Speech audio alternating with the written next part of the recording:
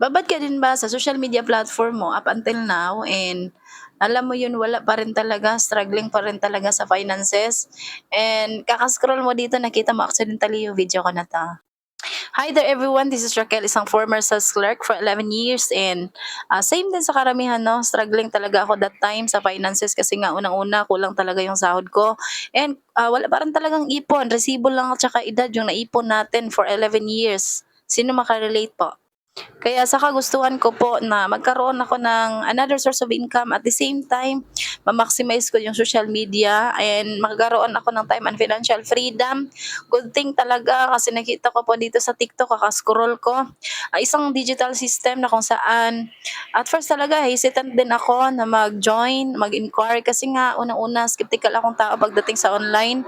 Kasi wala din po akong alam sa online, hindi ako ma-techie, hindi ako ma-socialize talaga, nag-start ako dito.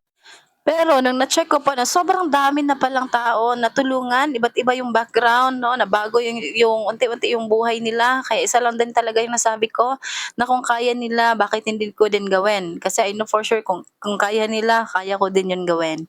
Kaya sinubukan ko lang din, nag-try lang din ako and hindi ko namalayan ito pala yung paraan 'no na nakapag-resign ako ng mas maaga sa trabaho natin. Imagine mo 11 years po, sobrang tagal na po yun. And nakapag-payback na tayo ng mas maaga sa parents natin and ito yung kagandahan kasi nakuha na natin yung time and financial freedom na kahit nasa bahay lang pumapaldo tayo ng malaki. Kaya kung ikaw right now 'no, maka-relate ka din sa story ko 'no, na struggling talaga sa finances ko that time, puwede mo 'to gawin part-time kung may trabaho ka right now or matagal ka na sa trabaho, this is it guys, puwede mo i-try, online lang naman po ito.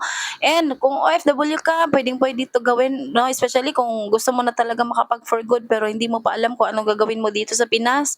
Ito na po guys 'no, so pinakita ko sa'yo, I know for sure may purpose po ito 'no. And gusto ko ding ma-guide ka, maturuan ka dito para at least 'no, kung mag-uwi ka man sa Pinas, meron kang pagkakaabalahan and ma-maximize mo talaga yung social media platform mo. Comment your location kung saan ka ngayon para ma-assist kita at ma-guide kita. See you and God bless.